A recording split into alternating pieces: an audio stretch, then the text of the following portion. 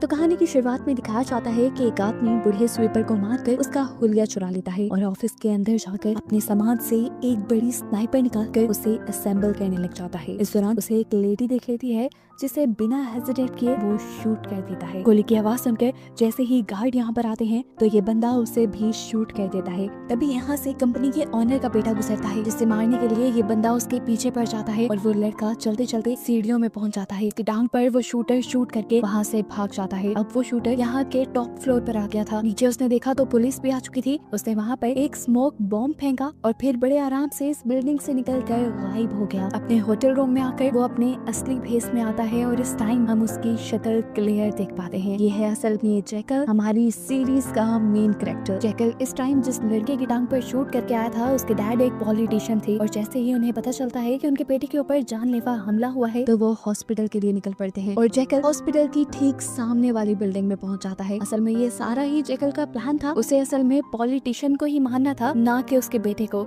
इसलिए उसे पॉलिटिशियन के बेटे को सिर्फ जख्मी किया क्योंकि वो जानता था कि अब उससे मिलने के लिए पॉलिटिशियन जरूर हॉस्पिटल में आएगा और तब जैकल उसे अपना निशाना बना लेगा। यहाँ पर जैकल अपनी गन असेंबल करता है। बाहर गार्ड्स भी सेफली पॉलिटिशियन को गाड़ी से निकालने की तैयारी करते हैं और ठीक वक्त देखते ही जैकल उसके ऊपर कहीं 100 फुट की दूरी से शूट कर लेता है। अपना काम खत्म होने के बाद जैकल अपनी गन को खोलकर एक सूटकेस में पैक करता है और जहाँ से उसने शूट किया था उस जगह पर बम लगाकर बिल्डिंग से निकल जाता है। एक बहुत बड़े पॉलिटिशियन को वहाँ से शूट किया गया था। चंद ही मिनट में यहाँ पर पुलिस भी पहुँच जाती है। इससे पहले कि पुलिस यहाँ की पूरी तलाशी ले पाती, यहाँ का बॉम्ब ब्लास्ट हो जाता है जिसमें बहुत से पुलिस वाले मारे भी जाते हैं और जख्मी भी हो जाते हैं। सीन कट होकर अब हमें बायोनिका नाम की एक एजेंट को दिखाया जाता है जो MI6 के लिए काम करती है।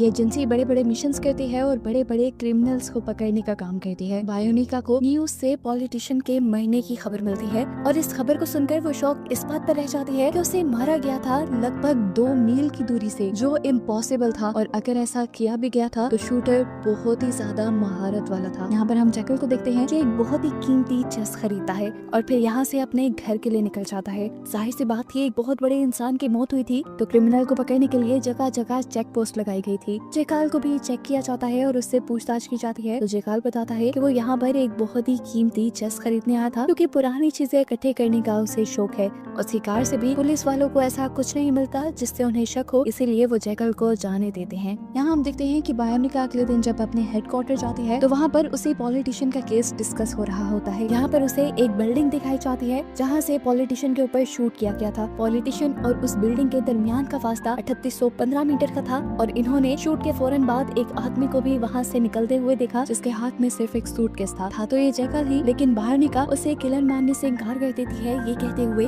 कि जितनी दूरी से ये शूट किया गया है उसके लिए एक बहुत बड़ी स्नाइपर चाहिए जिसका एक छोटे से सूटकेस में आना नामुमकिन है। हो ना हो वो स्नाइपर गन उसी बिल्डिंग के अंदर है और उस स्नाइपर गन के जरिए हम क्रिमिनल का पता चला सकते हैं। तब बायोनिका को बताया जाता है कि उनकी टीम ने उस पूरी बिल्डिंग की छानबीन कर ली थी लेकिन वहाँ पर उन्हें कोई स्नाइपर नहीं मिली थी। मीटिंग डिसमिस हो जाती है जिसके बाद बायोनिका अपनी बॉस इजाबेल से कहती है मुझे लगता है मैं उस कातिल को ढूंढ सकती हूँ क्योंकि मैं एक ऐसे बंदे को जानती हूँ जो स्पेशल स्नाइपर्स बनाता है ऐसे ही मिशंस के लिए। ये स्नाइपर भी जरूर उसी से ली गई होगी और उसके जरिए हम किलर तक पहुँच सकते हैं। उसकी बात सुनकर इजाबेल उसे इन्वेस्टिगेशन की परमिशन दे देती है। यहाँ पे जैकल को हम देखते हैं जो अब पेरिस आ चुका था। यहाँ आकर वो डार्क वेब के जरिए अपने डीलर से बात करने की कोशिश करता है जिसके कहने पर उसने पॉलिटिशियन को मारा था। अपना मिशन पूरा होने के बावजूद उसे बाकी की अमाउंट नहीं रिसीव हुई थी। यहीं पर जैकल की एक दूसरे डीलर से भी बात हो जाती है और वो भी किसी को मरवाने का जैकल को मिशन देते हैं। इसके लिए वो जैकल को बहुत बड़ी अमाउंट यानी $10 मिलियन दे रहे थे लेकिन इसके लिए उनकी बस एक ही शर्त थी कि मिशन से पहले जैकल उससे मिलेगा। वैसे तो जैकल अपने मिशन से रिलेटेड किसी इंसान से नहीं मिलता लेकिन यहाँ पर उसे पैसे ज्यादा मिल रहे थे तो उसने ये शर्त भी मान दी।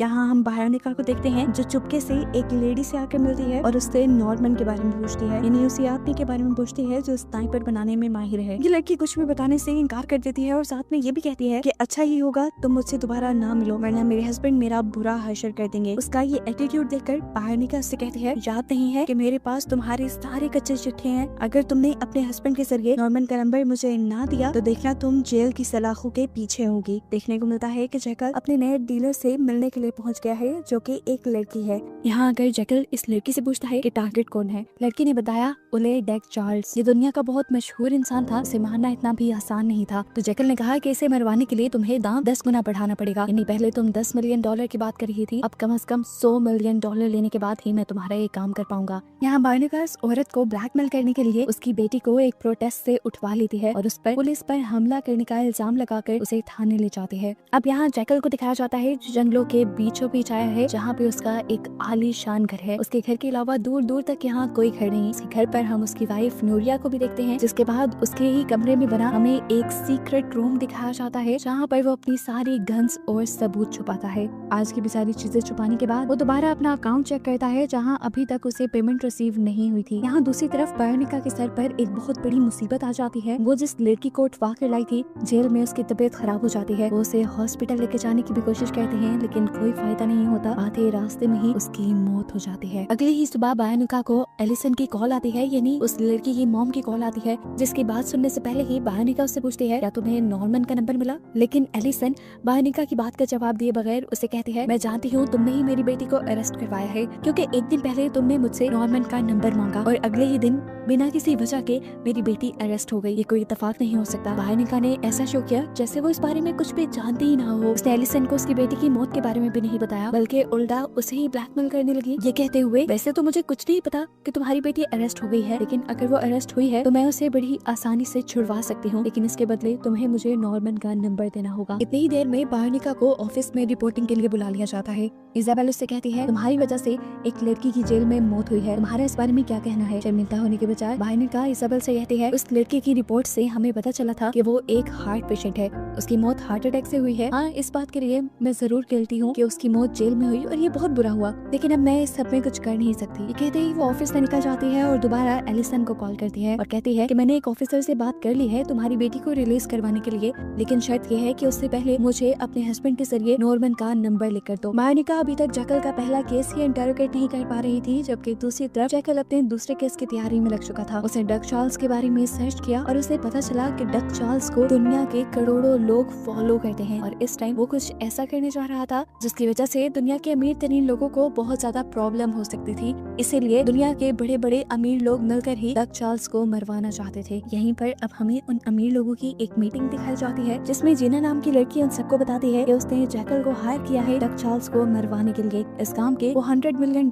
मांग रहा है। आधी रकम उसे अपने काम होने से पहले चाहिए और आधी रकम बाद में। डक चार्ल्स से इन्हें क्या प्रॉब्लम थी ये भी हम डक चार्ल्स के इंटरव्यू के जरिए जान पाते हैं। डक चार्ल्स एक ऐसा सॉफ्टवेयर लॉन्च करने वाला था जिसकी वजह से दुनिया का कोई भी इंसान दुनिया के अमीर इंसानों की वर्थ देख सकता था और देख सकता था कि वो अपनी दौलत को कहाँ खर्च करते हैं और उन्होंने ये कमाया कैसे है। इसी वजह से सभी पॉलिटिशियंस और अमीर लोगों को अपनी प्राइवेसी और रेपुटेशन का डर लग गया था। वो इस सॉफ्टवेयर की लॉन्च को बंद करवाना चाहते थे डक चार्ल्स को मरवाकर। आज जैकल के बेटे का बर्थडे था, वो अपनी फैमिली के साथ मिलकर इसे सेलिब्रेट ही कर रहा था कि तभी उसके पास एल्वारो आया, उसकी वाइफ का भाई। वो जानता था कि जैकल के पास बहुत ज्यादा पैसा है, इसीलिए वो जैकल से रिक्वेस्ट कर रहा था कुछ पैसों के लिए, जिससे वो अपने दोस्त का आधा बार खरीद सके। जैकल अभी थोड़ा जल्दी में था, वो इस बारे में बाद में डिस्कशन करने को कहता है और तभी हम देखते हैं कि उसके पास 3.7 मिलियन यूरो की एक ट्रांजैक्शन हुई थी।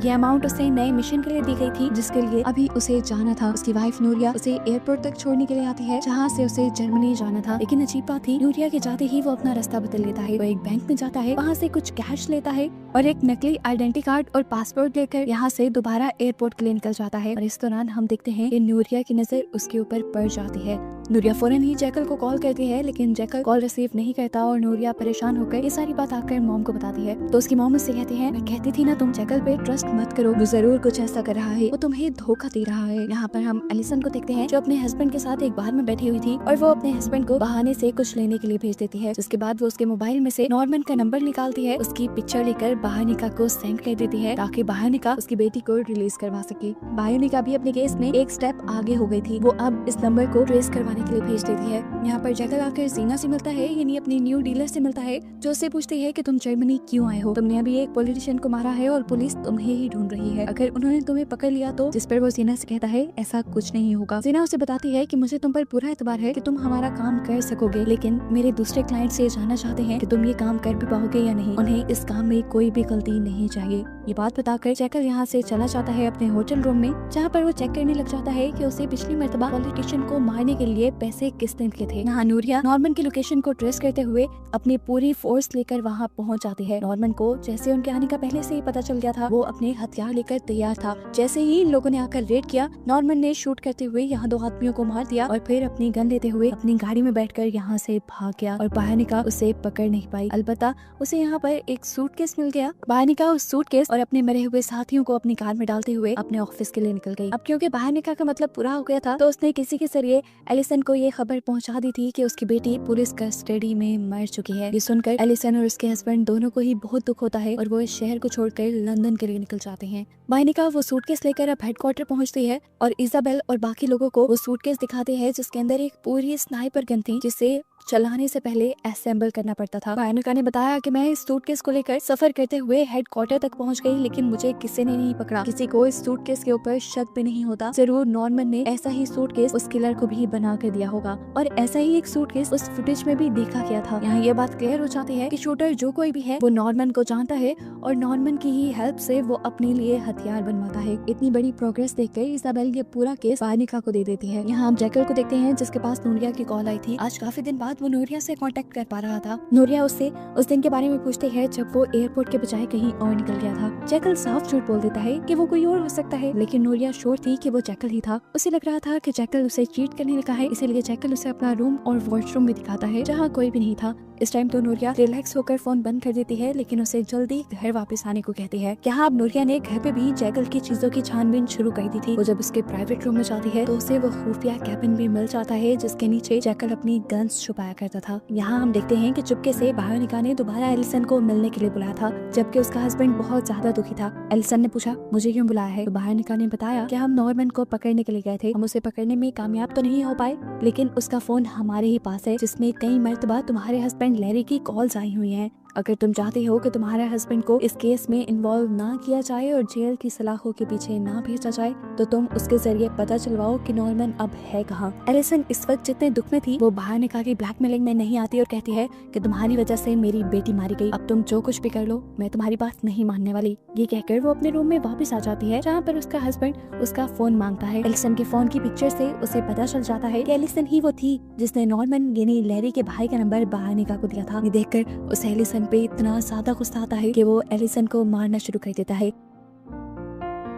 एलिसन अपनी जान बचाने के लिए रूम से बाहर भी आती है, लेकिन उसका हस्बैंड उसे घसीटते हुए कमरे के अंदर ले जाता है और मार मार कर उसको जान से खत्म कर देता है। ऑफिस आने पर बायोनिका को केस में एक और प्रोग्रेस नजर आती है। बताती है कि पॉलिटिशियन को मारने से पहले नॉर्मन को एक जैकल नाम के बंदे ने बार बार कॉल्स की थी, इसीलिए बायोनिका अब अपने टीम मेंबर्स को जैकल के बारे में पता चलाने को कह देती है। यहाँ जैकल एक होटल की पार्किंग में जाता है और एक कार के ड्राइवर को मारकर उसका हुलिया ले लेता है। ऊपर देखने को मिलता है कि जिस पॉलिटिशियन को जैकल ने मारा था उसका फ्यूनरल था, जहाँ कोई भी दुखी नजर नहीं आ रहा था। सबको अपने हिस्से की पड़ी थी, उसकी वाइफ को भी और बेटी को भी। बेटा फिलहाल चुप था जो फ्यूनरल के बाद यहाँ से निकल जाता है। उसी की टांग पर जैकल ने गोली भी मारी थी। देखने को मिलता है कि ड्राइविंग सीट पर इस टाइम जैकल ही था जो अपने साथ बैठे हुए बॉडीगार्ड को मार देता है और फिर उस लड़के से कहता है तुम्हें मुझे उस दिन गाली नहीं देनी चाहिए थी। जैकल को देखकर वो लड़का डर गया और उसने कहा लेकिन मैंने तुम्हें अपने डैड को मारने के पैसे दिए थे और तुमने मुझे ही गोली मारती थी, तो फ्लो में निकल गया और इसी वजह से मैंने तुम्हें तुम्हारे बाकी पैसे भी नहीं दिए।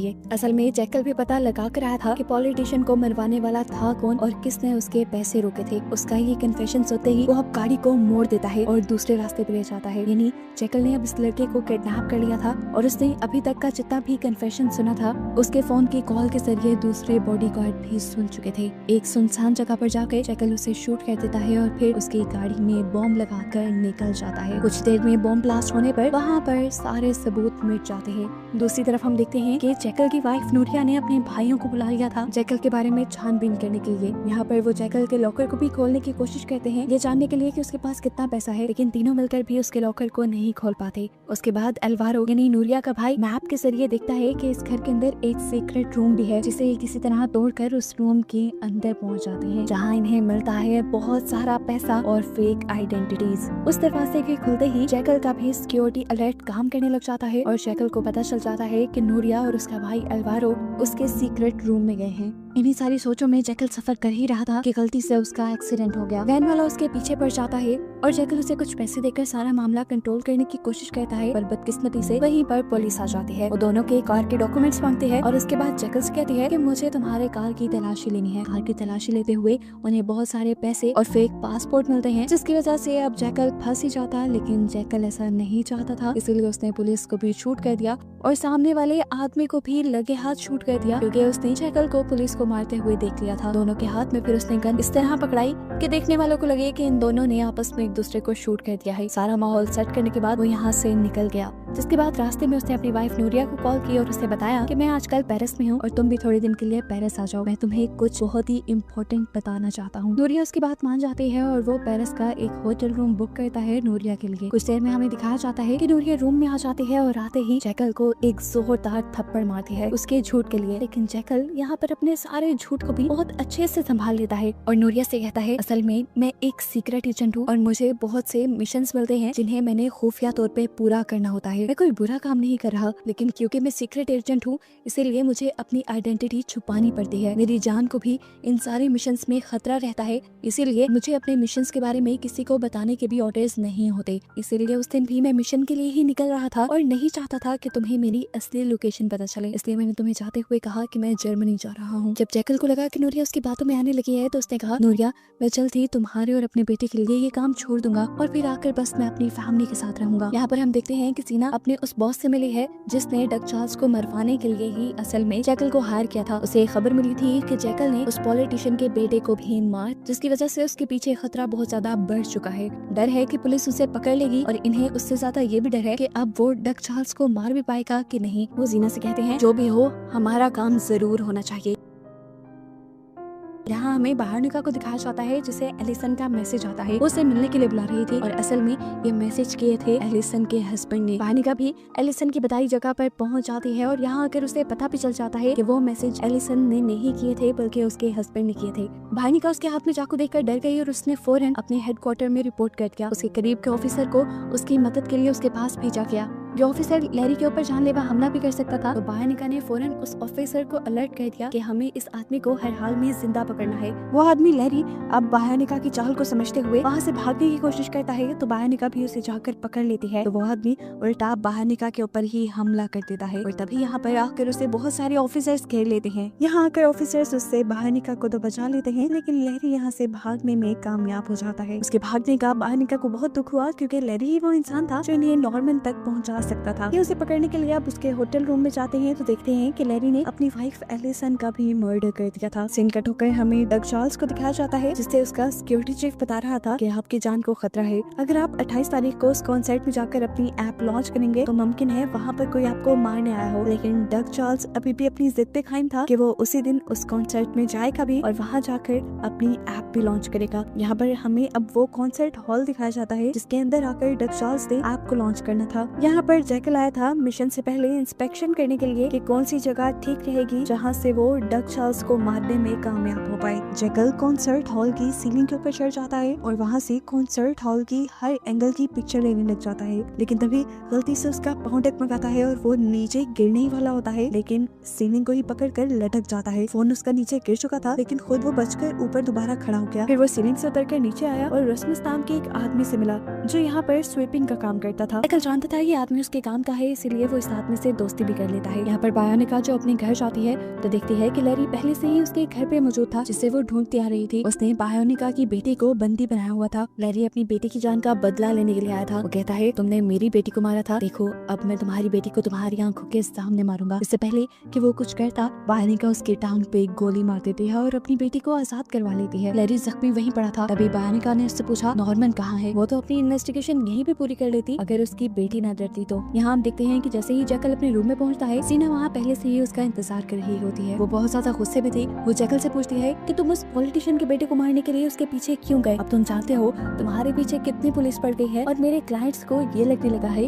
कि तुम उनका मिशन पूरा नहीं कर पाओगे। उसकी बातें सुनकर जैकल को गुस्सा आ रहा था और वो समझ गई। उसने अपनी टोन ठंडी की और जैकल से कहा कि अगर इस सब में तुम्हें हमारी कहीं भी मदद चाहिए तुम हमें कह सकते हो।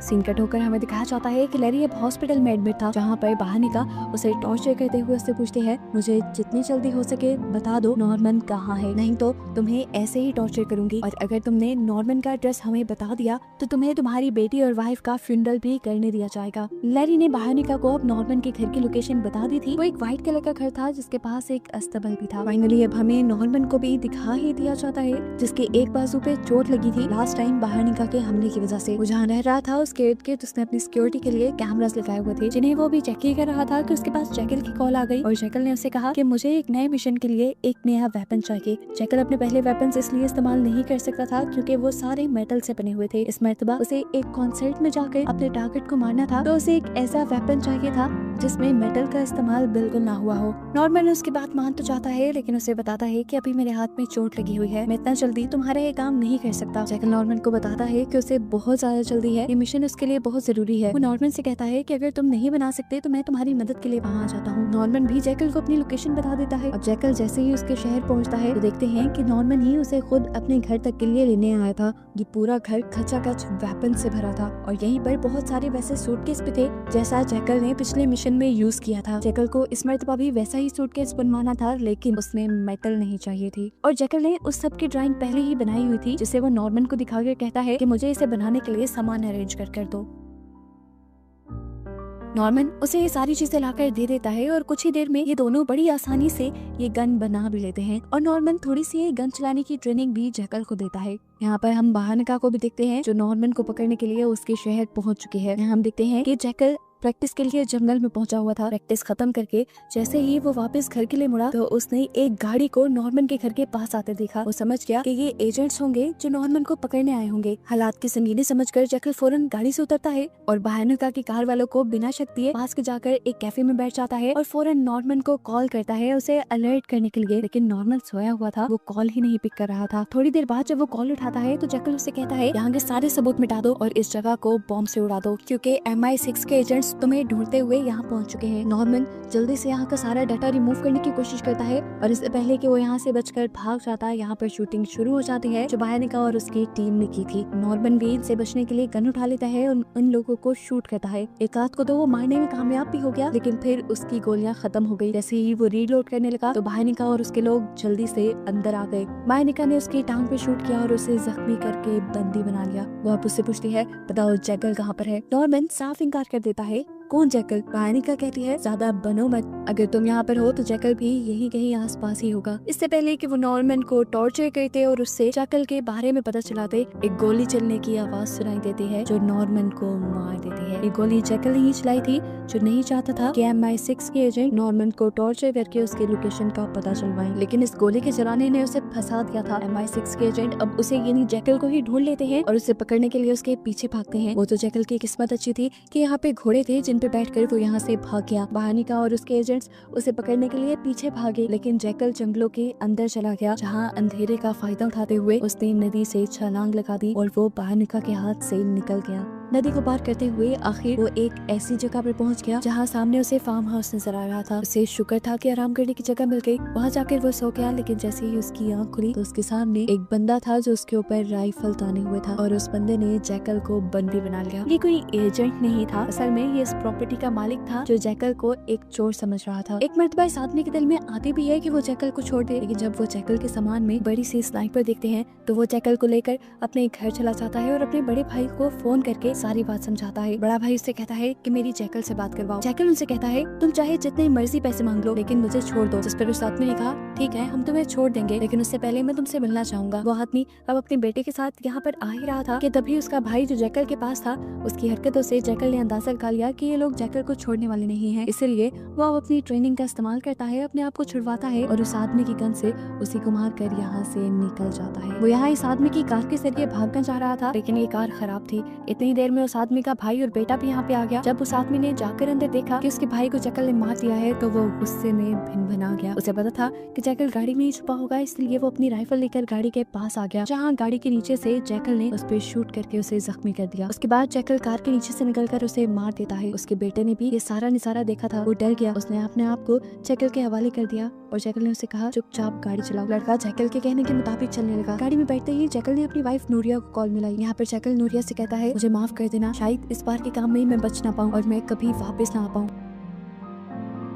ये बात सुनकर नूरिया परेशान हो जाती है और उससे पूछती है तुम बताओ मुझे तुम कहाँ हो, मैं तुम्हें बचा सकती हूँ। जैकल नूरिया का भरोसा जीतना चाहता था, इसीलिए वो एक गेम चलता है। वो जानता था कि नूरिया को उसके सीक्रेट रूम के बारे में पहले ही पता है। वो यहाँ नूरिया को अपने सीक्रेट रूम के बारे में खुद बता देता है। अब अपनी मंजिल पर पहुँचने के बाद जैकल उस आदमी को भी मारने वाला था, लेकिन उस लड़के ने कहा प्लीज मुझे मत मारो, मेरी एक फैमिली है। उसकी बात का एतबार जैकल को हो भी जाता है क्योंकि उसके फोन पे उसकी फैमिली की एक पिक्चर भी लिखी थी। जैकल ने कहा ठीक है मैं तुम्हें छोड़ देता हूँ, लेकिन अगर मेरी बातों की भनक किसी को भी पड़ी तो मैं तुम्हारे बीवी और बच्चे दोनों को ही मार दूंगा। अब जैकल एक होटल में जाता है जहाँ पर पहले से ही नूरिया उसका इंतजार कर रही थी। वो नूरिया को मिलकर उसे माफी मांगता है और कहता है कि आज के बाद मैं ऐसा कोई मिशन नहीं लूंगा, इस मिशन के बाद मैं रिटायर हो जाऊंगा और सारा टाइम तुम्हारे साथ और अपने बेबी के साथ गुजारूंगा। नूरिया उसकी बात का यकीन कर लेती है और अब वो नूरिया के सामने ही अपना भेस बदलता है और एक बूढ़े लंगड़े आदमी की तरह तैयार हो जाता है। उसे एयरपोर्ट जाना था और वहाँ से उस कॉन्सर्ट के लिए जहाँ पर ओले डेक चार्ल्स ने यानी उसके टारगेट में आना था। इसी प्लेन में हम देखते हैं कि बार्निका भी आई है क्योंकि उसे भी उसी कॉन्सर्ट की सिक्योरिटी करने का ऑर्डर मिला है। उसे देखकर जैकल समझ गया था कि अब उसे डक चार्ल्स को मारने में और भी ज्यादा मुश्किल आएंगी। अब जैकल अपने होटल में आकर अपना हुलिया बदल लेता है। तभी उसके डोर पे कोई नॉक करता है कि पुलिस वाले थे जो किसी और को ढूंढते हुए गलती से जैकल के पास आ गए थे, लेकिन जैकल की मुंह की हवाइयां उड़ती देखकर उन्हें जैकल पे ही शक होने लगा। ऑफिसर ने जैकल का नंबर मांगकर उसके फोन पे कॉल की और उसके बाद कोई भी सस्पिशियस चीज ना मिलने पर वो भी जैकल के पास से चले गए। यहाँ पर जैकल अब रस्मस को बुलाता है ड्रिंक के लिए। ये उसी कॉन्सर्ट हॉल का स्वीपर है जहाँ पर कॉन्सर्ट होना है। ड्रिंक करते हुए जैकल उसको बताता है कि मेरे पास यहाँ रहने के लिए कोई जगह नहीं, मैं एक होटल रूम में रह रहा हूँ। ये सुनकर रस्मस उससे कहता है क्यों ना तुम मेरे घर रहो मेरे साथ। अगले दिन हम देखते हैं कि जैकल दोबारा जीना से मिला है। वो जीना को बताता है कि पॉलिटिशियन को मारने की वजह से बार्निका और उसकी टीम मेरे पीछे पड़ी हुई है और मेरा काम मुश्किल कर सकते हैं। मैं चाहता हूँ कि तुम उनका कुछ करो। जीना कहती है ठीक है तुम्हारा काम हो जाएगा। दूसरी तरफ हम ऑफिस में देखते हैं कि बार्निका साथ साथ जैकल वाले केस पे भी काम कर रही थी। बार्निका की एक टीम मेंबर ने जैकल को देख लिया था उस दिन जिस दिन जैकल ने गोली चलाई थी। उसी की मदद से ये लोग जैकल का स्केच बनवा रहे थे। हम यहाँ जैकल को देखते हैं रस्मस के घर पर जो एक इंजीनियर होने का ड्रामा कर रहा था और अपने काम में बिजी होने का भी। उसे देखकर रस्मस उससे कहता है क्यों ना तुम मेरे साथ कॉन्सर्ट हॉल में चलो, वो जगह काफी पुरसकून है, वहाँ जाकर तुम अपना काम आराम से कर सकोगे। जैकल ने उसे ऐसे बताया था कि जैसे वो ऐसा ही कोई कॉन्सर्ट हॉल बनाना चाह रहा है, इसीलिए रस्मस उसे अपने आईडी से इस कॉन्सर्ट हॉल का दरवाजा खोल देता है ताकि अंदर जाकर जैकल इस कॉन्सर्ट हॉल के मैप को कॉपी कर सके। लेकिन जैकल यहाँ पर किसी और ही मकसद से आया था। जितनी देर में रस्मस यहाँ नहीं आता, जैकल यहाँ पर छुपने की एक सेफ जगह ढूंढ लेता है जहाँ रहकर उसे टारगेट को मारना था। यहाँ दिखाया जाता है कि बार्निका और उसका एक साथी अब कॉन्सर्ट हॉल के लिए निकल रहे थे। उन्हें वहाँ की सिक्योरिटी चेक करनी थी। वो जैसे ही अपने ऑफिस से बाहर निकलते हैं तो उनके ऊपर कोई जानलेवा हमला करता है जिससे लकीली बार्निका और उसका दूसरा साथी बच जाते हैं। बार्निका जवाबी फायरिंग करती है और जो लोग उनको मारने के लिए आए थे इस फायरिंग में वो सारे लोग मारे जाते हैं और बार्निका अपना सफर स्टार्ट कर देती है। आज इस कॉन्सर्ट हॉल में वो मेन कॉन्सर्ट नहीं था जिसमें ऐप को लॉन्च करना था, लेकिन आज वो दिन था जिस दिन के बाद इस कॉन्सर्ट हॉल को सिक्योरिटी पर्पसेस के लिए बंद कर दिया जाना था। जैकल जानता था कि आज ही मौका है इस जगह पे जाने का। वो कुछ पानी लेता है और ड्राई फ्रूट्स लेता है और रस्मस की आईडी का इस्तेमाल करते हुए कॉन्सर्ट हॉल के अंदर चला जाता है। जैकल अब कॉन्सर्ट हॉल की रूफ पे जाकर वहाँ छुप गया जिस जगह को उसने पहले से ही पॉइंट आउट किया हुआ था। इस जगह पर कोई उसे देख नहीं सकता था और ना ही कोई उसे खतरा था। वो यहाँ रहकर बड़ी ही आसानी से ओले डेक चार्ल्स को मार सकता था। जैकल ने आते ही अपनी पोजीशन ले ली, हालांकि वो जानता है कि ओले डेक चार्ल्स 2 दिन बाद यहाँ आएगा, लेकिन क्योंकि 2 दिन तक यहाँ पर आना जाना मना हो जाएगा तो उसके आने के कोई चांसेस नहीं थे, इसलिए वो 2 दिन तक यही उसका इंतजार करने वाला था। कॉन्सर्ट से ठीक एक रात पहले इस जगह की अच्छी तरह चेकिंग की जाती है डॉग्स और डिफरेंट तरह के गैजेट्स के जरिए, जिससे पता चलाया जा सके कि यहाँ पर कोई भी बम या वेपन नहीं छुपाया गया, यहाँ पे कोई इंसान नहीं छुपा हुआ। और जिसके लिए ये सब हो रहा था ये लोग जानते ही नहीं थे कि वो तो काफी टाइम पहले से ही यहाँ पर छुपा हुआ है।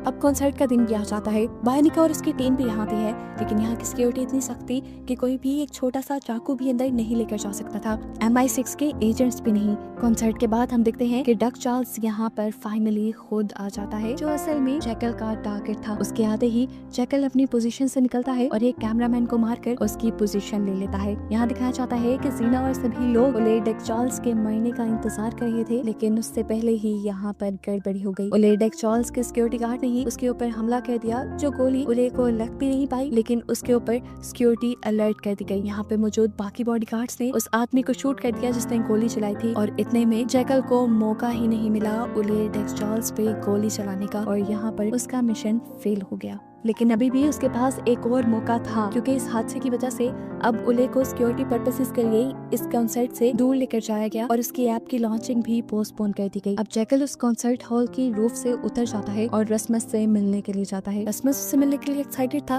लेकिन वो नहीं जानता था कि जैकल इस टाइम उसकी मौत है। जैकल उसे इस तरीके से मारता है कि किसी को उसकी मौत का शक भी ना हो। यहाँ पर हम देखते हैं कि जीना के ऊपर उसके सारे बॉस बहुत ज्यादा गुस्सा कर रहे थे, क्योंकि जैकल अपना काम पूरा नहीं कर पाया था और जीना ने ही जैकल को हायर किया था। हमें पता चलता है कि ओले को मारने के लिए जैकल ने भी एक गोली चलाई थी, जो जाकर बुलेट प्रूफ ग्लास से टकरा गई थी, और इसी वजह से वो फेल हो गया था, और यही उन लोगों के ज्यादा गुस्से की वजह भी थी। यहाँ पे हम दिखाया जाता है कि डक चार्ल्स ने दोबारा एक मीडिया कॉन्फ्रेंस की और उसमें बताया कि वो जल्द ही अपनी लिवर ऐप को लॉन्च करेगा। फिर बाहरिका को भी सिक्योरिटी कैमरास के जरिए ये बात पता चल जाती है कि जैकल 2 दिन पहले से ही यहाँ इस कॉन्सर्ट हॉल की सीलिंग में छुप कर बैठा था। उसे पकड़ना अब इनके लिए और भी ज्यादा जरूरी हो गया था, क्योंकि वो पहले एक बहुत बड़े पॉलिटिशियन का कातिल था और अब दूसरे बहुत बड़े इंसान को मारने का खदशा था। बाहरिका ने अपने एक टीम मेंबर के जरिए जो जैकल का स्केच बनाया था, अब उसे भी टीवी पे चला दिया जाता है और उसके वांटेड पोस्टर्स लगा दिए जाते हैं। ये पिक्चर जैकल की फैमिली भी देखती है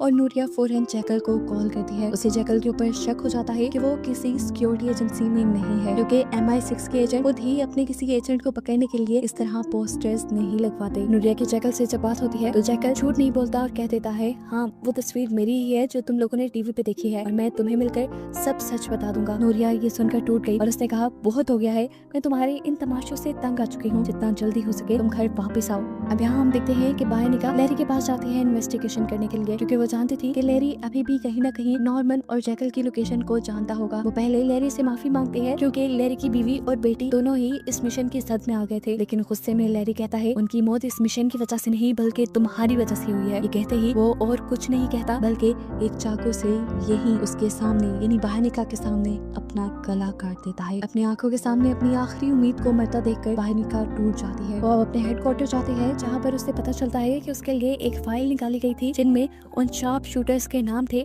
जो आज तक के बेस्ट शूटर माने जाते हैं, और जरूर उनमें से एक ही जैकल भी हो सकता था। जैसे ही बाहरिका इस फाइल को पढ़ना शुरू करती है तो कहानी पास्ट में चली जाती है और हमें जैकल का पास्ट दिखाया जाता है, जब वो एक सोल्जर था। जैकल उस टाइम अफगानिस्तान में था और उसका काम था तालिबान को खत्म करना। जैकल एक बहुत अच्छा शार्प शूटर था, इसलिए उसे मुश्किल से मुश्किल मिशन दिए जाते थे, जिसमें एलेक्स नाम का उसका साथी भी उसके साथ जाता था। आज जैकल को तालिबान के सरदार को मारना था। इसको मारना इतना भी आसान नहीं था। इन्होंने जितना पॉसिबल हो सकता था दूर से उसे मारने का इंतजाम किया, और जैकल ने एक ही शूट में उसे मार डाला, जिससे ये सब लोग जैकल से और भी ज्यादा इम्प्रेस हो गए। इस मिशन के बाद जब जैकल और इसका साथी सारे पार्टी कर रहे होते हैं, तो उनके पास एक टॉम नाम का आदमी आता है, जो कि जैकल से कहता है कि मैं जानता हूँ तुम बहुत अच्छे शार्प शूटर हो, अगर मैं कहूँ कि तुम मेरे लिए काम करो, वही काम जो तुम अभी भी करते हो, यदि इंसानों को मारने का काम, तो मैं तुम्हें एक बार काम करने के लिए तुम्हारे महीने की सैलरी से कई गुना ज्यादा पैसे दूंगा।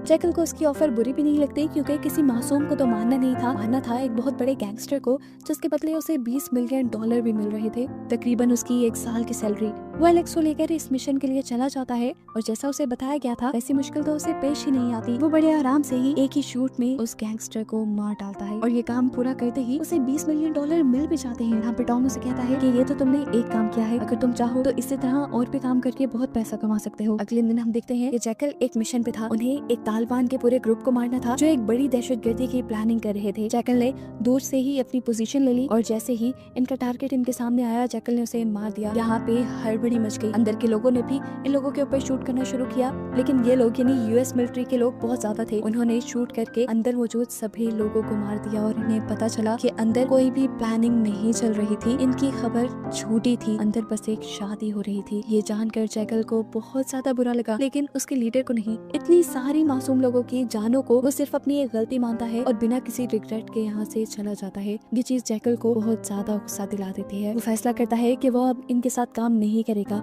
जैसे ही ये लोग थोड़ी ही दूर पहुँचते हैं, जैकल सबकी गाड़ियाँ रुकवा देता है, ये कहते हुए कि उसे लग रहा है आगे लैंड माइन्स है। वो अपने दोस्त एलेक्स के साथ लैंड माइन्स को चेक करने के लिए जाता है, लेकिन वहाँ तो कुछ भी नहीं था। फिर जैकल ने चुपके से अपनी पॉकेट से एक रिमोट निकाला और उसका एक बटन दबाया, जिसके बाद पीछे मौजूद उनकी दोनों गाड़ियाँ ब्लास्ट हो गई और उसके सारे साथी भी मारे गए। ये काम जैकल ने किया था, लेकिन जैकल के दोस्त को लगा शायद उनके ऊपर हमला हुआ है। वो बुरी तरह घबरा गया, लेकिन जैकल सुकून से आगे बढ़ता रहा। उसने ये काम इसलिए किया था क्योंकि वो जानता था यूएस मिलिट्री मासूम अफगानियों को मार रही है। सीन्स प्रेजेंट में आते हैं और जैकल को हम देखते हैं जब अपने घर आया था। नूरिया बहुत ज्यादा गुस्सा थी। वो उससे पूछती है, क्या ये सच है कि तुम किसी सिक्योरिटी एजेंसी के लिए काम नहीं करते? क्या ये भी बात सच है कि तुम पैसों के लिए किसी की भी जान ले सकते हो? नूरिया उससे कहती है, मैं तो ये सारी सच्चाई जानती हूँ, लेकिन ये सच्चाई मुझे तुम्हारे मुँह से सुननी है। जैकल भी जज्बात में आ जाता है और गुस्से में उससे कहता है, हाँ मैं पैसों के लिए किसी को भी मार सकता हूँ। यहाँ पर सिचुएशन काफी खराब हो जाती है और नूरिया रोते हुए यहाँ से चली जाती है। अगले दिन तक इन दोनों के दरमियान में कोई बात नहीं होती और अगले दिन नूरिया जैकल से कहती है, क्या ये नहीं हो सकता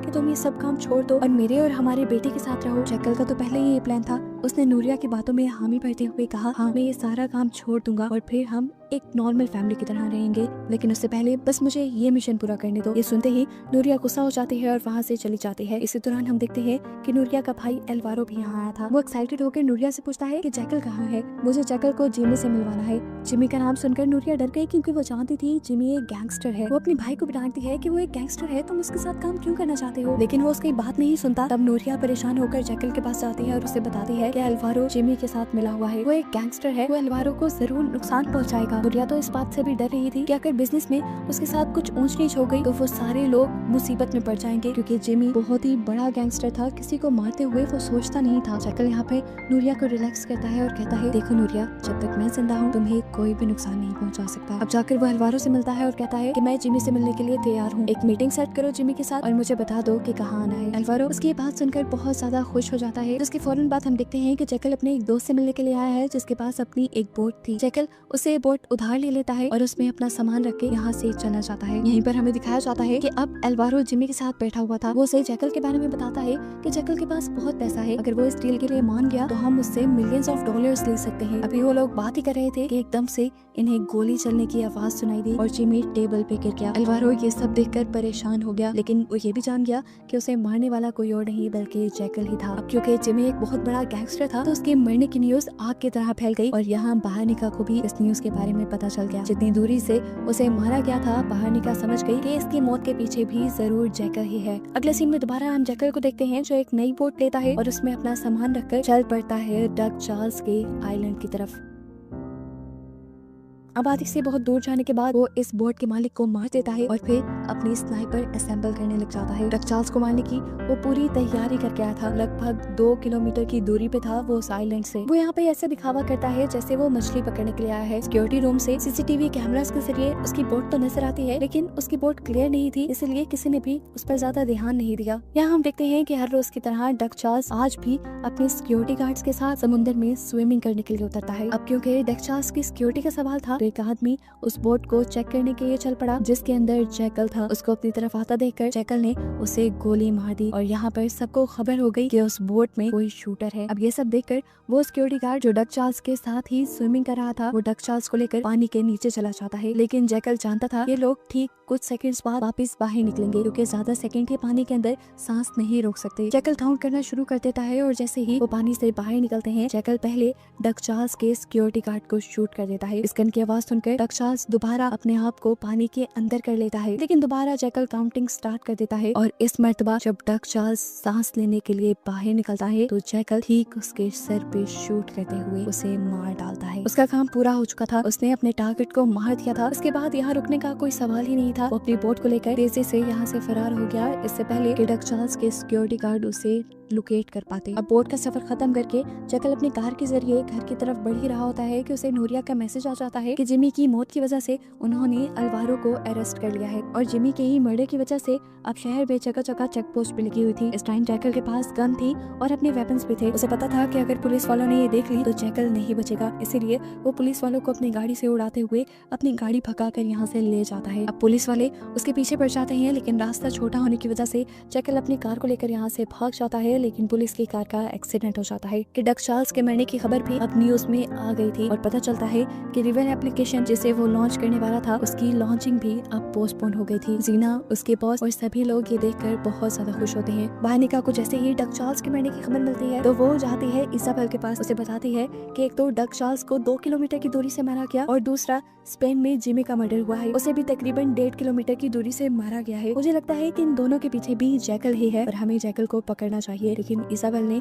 यहाँ उसे ऑर्डर दिया इन सारे केसेस को बंद करने का, जिसे सुनकर बानिका के तो होश ही उड़ गए। 3 मर्डर्स हुए थे इतने बड़े लोगों के, उसकी बॉस कैसे उसे इस केसेस को बंद करने को कह सकती थी। वो इस केस को आगे प्रोसीड करना चाहती थी, लेकिन इसाबेल ने कहा कि इस केस को बंद करना ही सबके लिए भलाई है और अगर तुम्हें अपनी ही मर्जी करनी है तो तुम मेरी टीम को छोड़ सकती हो। बानिका भी गुस्से में यहाँ से चली जाती है। थोड़ी देर बाद इसाबेल को उसके सीनियर बुलाते हैं और उसे ऑर्डर दिया जाता है कि किसी भी तरह से जैकल को पकड़ा जाए। वो जानते थे कि बानिका ही ये काम कर सकती है और इसाबेल बुरी खबर देती है कि अभी उसने बानिका को निकाल दिया था, जिस पर वो उसे ही टास्क देते हैं कि तुम जाओ और बानिका को दोबारा मना कर लाओ। यहाँ पर हम देखते हैं कि जैकल जब अपने घर के लिए बढ़ ही रहा था तो उसके रास्ते में एक छोटा बच्चा आ गया, जिसे बचाने के चक्कर में उसका एक्सीडेंट हो गया। उसकी गाड़ी पहाड़ी से नीचे गिर गई और उलटने की वजह से जैकल उससे बाहर भी नहीं निकल आया।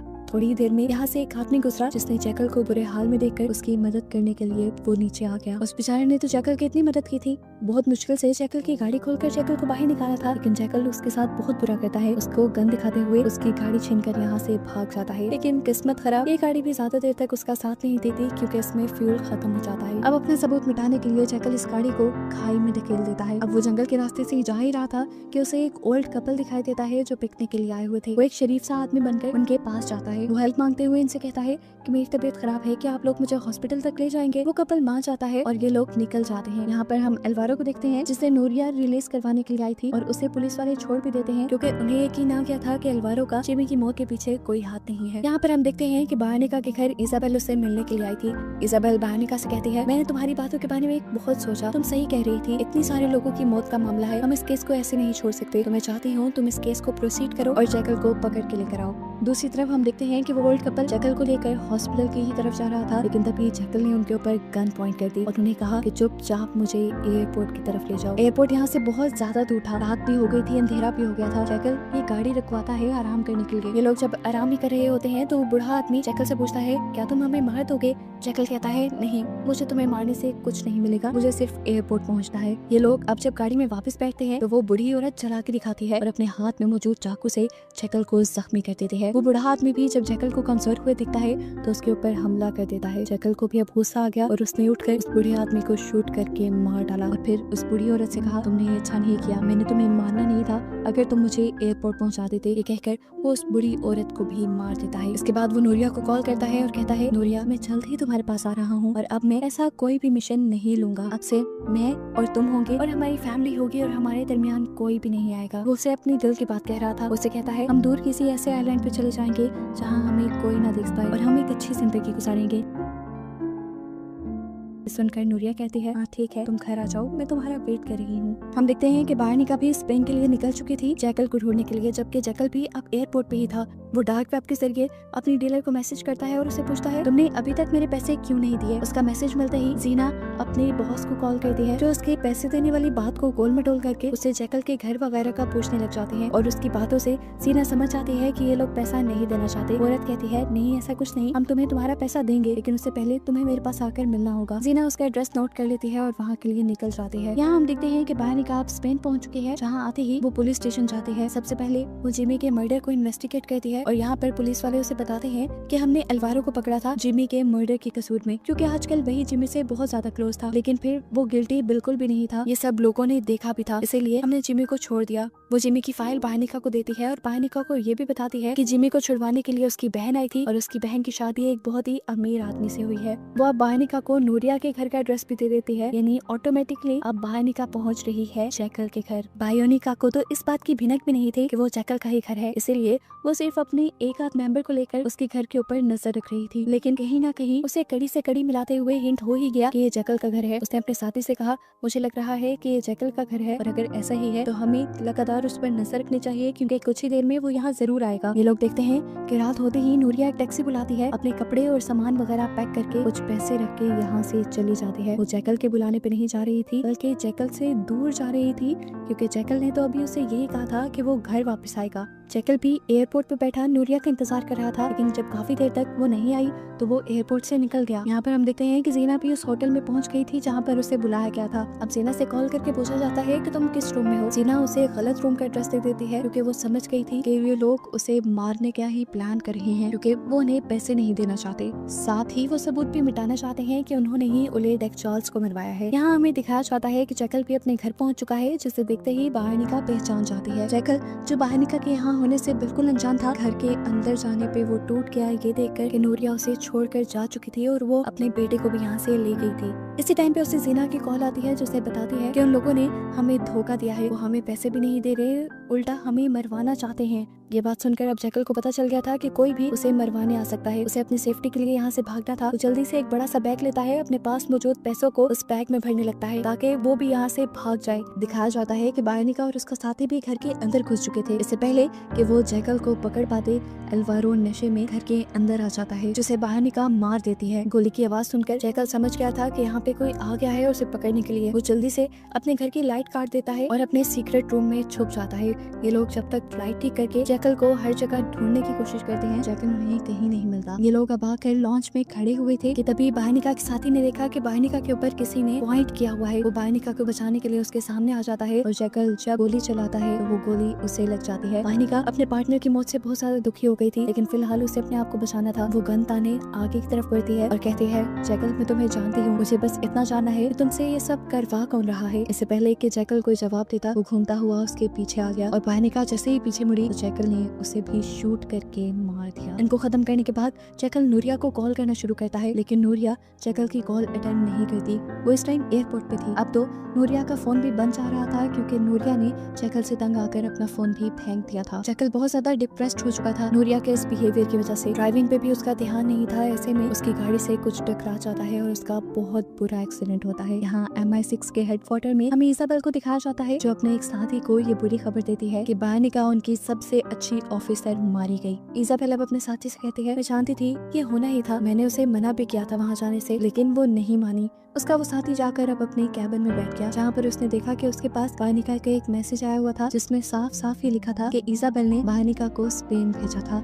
अगर वो ये बात लीक कर देता तो वो जानता था कि उसकी भी जान चली जाएगी, इसीलिए उसने ये सच अपने अंदर ही दबा लिया और इस मैसेज को डिलीट कर दिया। सीन कट होता है और काफी अरसे बाद हमें जैकल को जिंदा दिखाया जाता है, जो एक खुफिया जगह पर जीना से आके मिलता है। जीना उसे बताती है कि उन लोगों ने हमें धोखा दिया था, अब तुम्हारे हाथ में है, या तो उनसे अपने पैसे निकलवा लो या उन्हें मार डालो। जिस पर वो उसे कहता है, अभी तो फिलहाल मुझे किसी को ढूंढना है, उसके बाद मैं देखूंगा मुझे क्या करना है। और बस यही कहते हुए ये सीजन यहाँ पर खत्म हो जाता है।